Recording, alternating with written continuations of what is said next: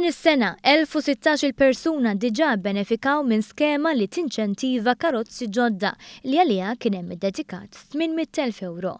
Issa Transport Malta reġgħet fetħet dik magħrufa bħala Scrap It Scheme biex bekk ikun inċentivat iktar ix-xiri ta' karozzi ġodda li jagħmlu inqas ħsara lill-ambjent.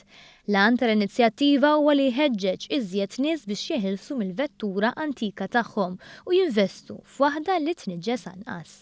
Għal dan il-għan il-Gvern alloka 400,000 euro oħra biex b'kollox ikun ta' total ta' 1,200,000 euro.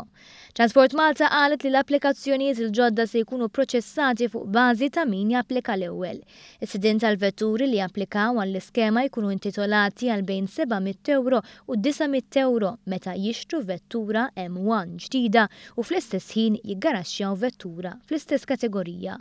Vettura M1 hija maħsuba u mibnija għal ġar ta' mhux aktar minn 8 passiġġieri minn barra s-sewwieq b'livelli ta' emissjonijiet baxxi.